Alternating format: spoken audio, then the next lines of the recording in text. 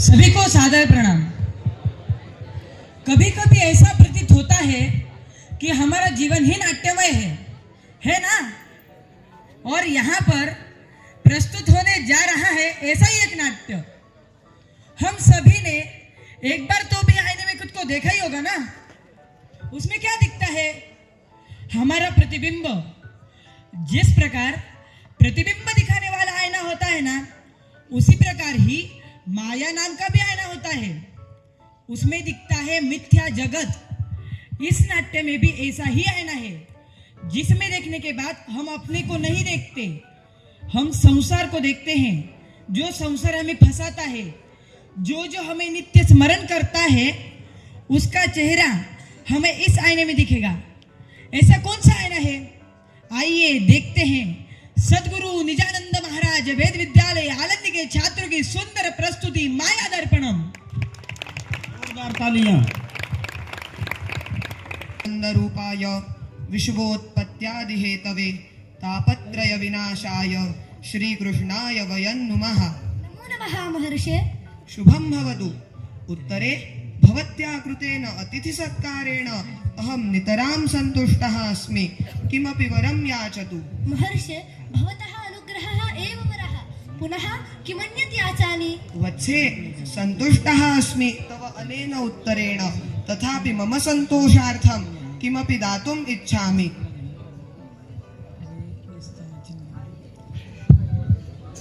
स्वीकरोतु एतत् उपायनम्। महर्षे, किमेतत्? एषः कश्चन दर्पणः, किन्तु एषः साधारणः दर्पणः न, अपि तु अतिविशिष्टः दर्पणः।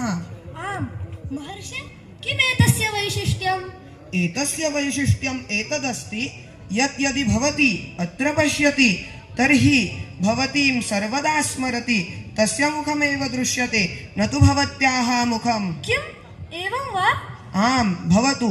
अहं गच्छामि। नमो नमः। शुभं भवतु। ओहो, कियान् सुन्दरः एषः दर्पणः। अस्तु, एतस्य परीक्षां करोमि। ओहो, एतत् मम पत्युः अभिमन्योः मुखं। तन्नाम स सर्वदा मामेव स्मरति, अतः अत्र तस्य मुखं दृश्यते। ओहो, महान् सन्तोषः, महान् सन्तोषः। उत्तरे किं कुर्वती अस्ति? नमो नमः भगवन्। आगच्छतु, पश्यतु, अत्र एकः दर्पणः अस्ति। कुतः प्राप्तः एषः दर्पणः? अस्माकं राजभवनं प्रति यः यतिवरः आगतः आसीत्, सः एतत् दत्तवान्। अस्य महत् वैशिष्ट्यम्। किं तत् वैशिष्ट्यम्? अत्र यदि पश्यामः तर्हि यः अस्मान् सर्वदा स्मरति, तस्य मुखमेव दृश्यते। एवं वा? तर्हि निश्चयेनापि विशिष्टः अस्ति एषः दर्पणः। सत्यमेव। अहो, सर्वेपि पाण्डवाः समागताः। नमो नमः। शुभमस्तु। उत्तरे भवत्याः हस्ते किम् अस्ति? आर्य, एषः दर्पणः अस्ति। पश्यन्तु भवन्तः, पश्यन्तु, पश्यन्तु। अस्य दर्पणस्य महत् वैशिष्ट्यमस्ति। किं तत् वैशिष्ट्यम्? यदि अत्र पश्यामः तर्हि यः सर्वदा अस्मान् स्मरति तस्य मुखमेव दृश्यते। अहो, तर्हि निश्चयेनापि अयं विशिष्टः दर्पणः। अस्य परीक्षां कुर्मः किम्? कुतो न, अवश्यं कुर्मः। अहमेव अस्य परीक्षां करोमि। उत्तरे दर्पणं ददातु। स्वीकरोतु भगवन्। अहो कृष्णः पश्यति, अहं चिन्तयामि निश्चयेन, यतः अहं सर्वदा कृष्णमेव स्मरामि। अहं चिन्तयामि तत्र निश्चयेनापि मम एव मुखं दृश्यते, यतः अहं खलु कृष्णम् अहोरात्रं स्मरामि। निश्चयेन तत्र मम मुखमेव दृश्यते, यतः अहं सर्वदापि मनसा कृष्णमेव स्मरामि। भगवान्, किमर्थं विलम्बः? पश्यतु, पश्यामि। मम मुखं दृष्टं किम्? न मम मुखं दृष्टं किम्? न मम खलु मुखं दृष्टं। कदापि न। भवत्सु कस्यापि मुखं न दृश्यते, अपि तु शकुनेः मुखं दृश्यते। अहो आश्चर्यम्, अहो आश्चर्यम्।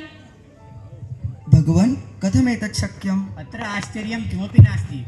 शकुनिः मां सर्वदा स्मरति इत्येतत् सत्यमेव, अतः तस्य मुखम् अत्र दृश्यते।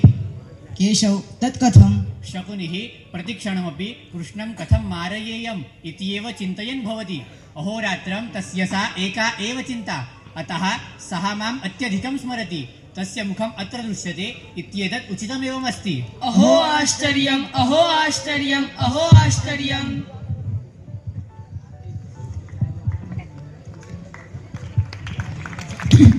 इस प्रकार कन्हैया को आईने में शकुनी मामा दिखे। पांडवों को लग रहा था कि आईने में हमारा चेहरा दिखेगा, किंतु और भी भक्ति करने की आवश्यकता है, ये बात समझ में आ गई। तात्पर्य, माया नाम का ये दर्पण इतना सीधा साधा नहीं है। किसी भी हालत में भगवान का चिंतन निरंतर करना होगा, बस वो वैर भाव से भी क्यों ना हो। अर्थात आप ऐसा मत करना, वह बहुत अलग स्तर की बात है। तात्पर्य, माया को तरना है तो भगवत चिंतन ही करना होगा। इसी को तो अभ्यास कहा है। योग वासिष्ठकार कहते हैं, तच्चिंतनम तत्कथनम अन्योन्यम तत्प्रबोधनम एतदेक परत्वंच तदभ्यासम विदुर्बुधाः। भगवत चिंतन ही माया को तरने का उपाय है। ये सीख हमें इस माया दर्पणम से लेनी चाहिए। जय श्री कृष्ण। जय श्री बहुत कृष्ण। सुंदर, बहुत बढ़िया प्रस्तुति, जोरदार तालियां।